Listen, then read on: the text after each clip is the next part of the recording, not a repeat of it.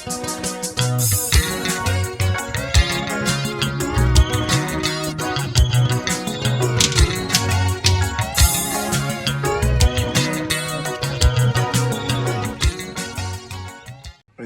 bingelela ngane zakwethu. Sibingelela nezindaba ezimbi noma ezibhlungu zokudlula emhlabeni kwensizwa yakwambatha uDubula. Sithi alehlanga ngehlanga muzika Mbatha, alehlanga ngehlanga muzika Sontshekasi. I-social media ke imbi. Yinhle futhi.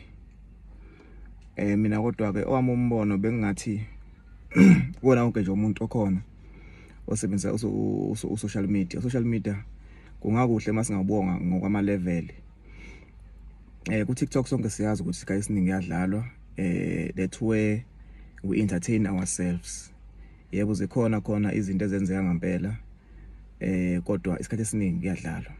La abantu abacele khona isizungu. Izinto serious zikhulunywa ku Twitter, Instagram, mhlasimbe njalo njalo, mhlawumbe ku Facebook. But mostly ku TikTok kusuke kuzodlala sizoyi entertain. Mina am advice bengathi umuntu mayiseyibona umuntu akayikale.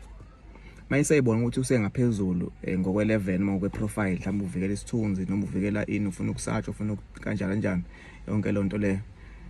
Akaphume ku TikTok, ungcona akahambe ku Instagram noma ku Twitter njalo ngoba lento le ka TikTok uzothukeka lapha ngephutha noma kuzokhulumeka kabuhlungu lapha ngephutha.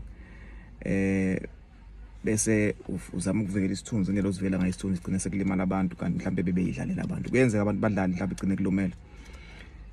Futhi kuyenzeka mhlawumbe uthothi abadlali bayisho into kodwa wena ngoba ulapho yaba entertainer nawe kuzozwela kakhulu. Mina ngeke ngikhulume ngoRamaphosa into embi ku TikTok mhlawumbe angiphendule noma ngizo akanandaba sikhuluma ngayo each and every day. Uyazi na ukuthi iprofile yakhe enkulu.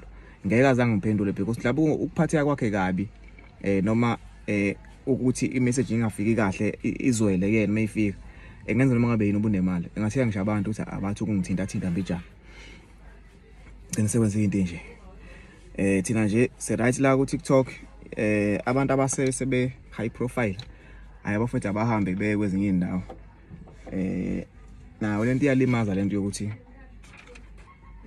sihlale nabantu aba high profile endaweni ongasiyona. Umbono wami iyasilimaza. Ngeke ushone imkhiza ngiphendule mina mangisho ngasho noma ngabe yini ubuyazi profile yakhe ayivumi. Ukungiphendula kwakhe mhlawumbe ngabe kukulimala kwami because unayo imali ngenza noma ngabe yini. Ngikho lapho ngila kuleli China leli ekuthiwa livalela umuntu lamkidnapper 4 hours efamini lapha kwaSithebe. Uqala ngithole kodwa uma lo kuthi ukidnapiwe. Ngizwe udaba la ukuthi bamkidnapelani kodwa Nkosi yami. Azama ukumthola la.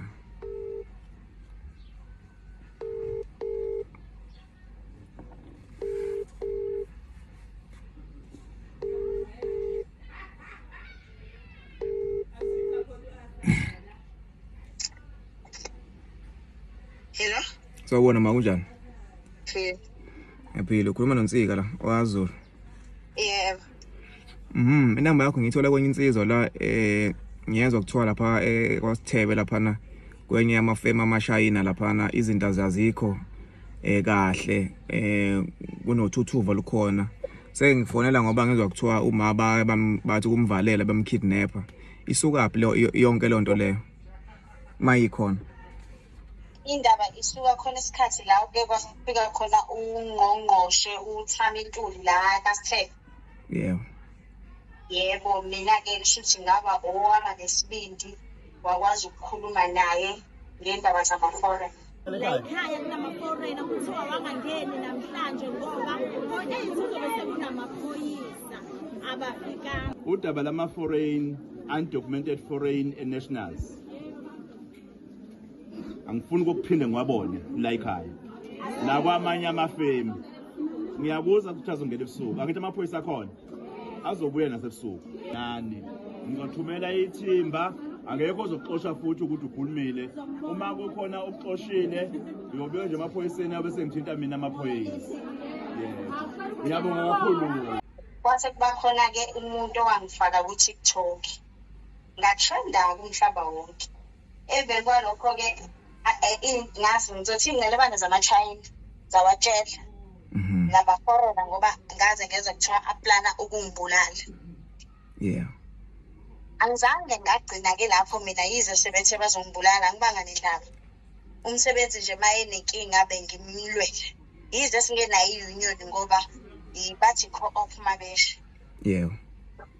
Kuthena ngoMsombuluko last week ngekhathi zantambama uSkoledi waqhamuka esesibala.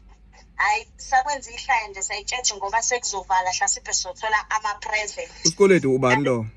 uSkoledi intombazane nje ebala iskopu. Oh, uSkoledi, oh. Yebo. So uSkoledi ubuya namabhuku amancane. Umsebenzi nomsebenzi usenebhuku lakhe. Asitsheleke ukuthi kuthiwa isikole nesikole senzayo sizosibhala la. Sibuzeke thina ukuthi ngoba siyavala nje ngesonto elizayo iningenze ngonyaka ozayo. Asho uSkoledi naye akazi. Kube uLesibili ekseni amabhuku wakulaka bongabonayo. Sibona induna ziye etafuleni le-manager be-foreign. Yeah. Kuleli tafula kukhona nanebhusi. Kuyaxatshana ayi izifike neyethu induna isixoxela ukuthi hayibo lapha uElina wenza isimanga uElina ke iboss ukhathele abasebenzi ama-hour abanye bakhathele 6 hours basele no 3 hours osho ukuthi njengoba ungena ngo7 nje 4:02 uthi uElina wena usebenze on isikos ka 3 hours kuphela.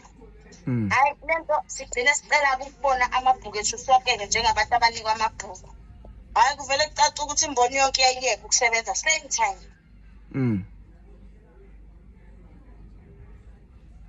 Usekhona ma? Uma ngathi yahamba.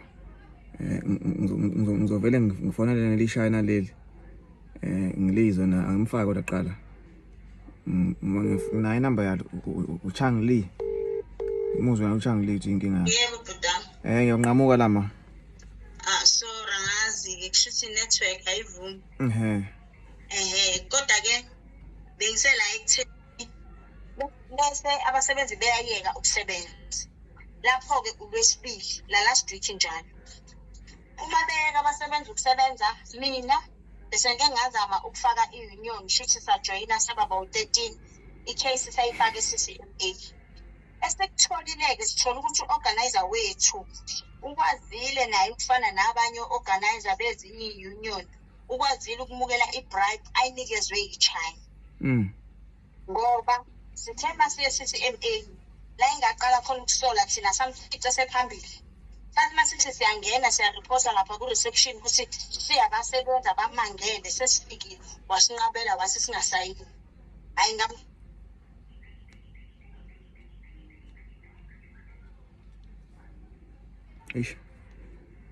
Manga siyanqamuka la. Usekhona ma? Yebo ngisakhona. Oh ngathi uyanqamuka okay ngiqhubeka.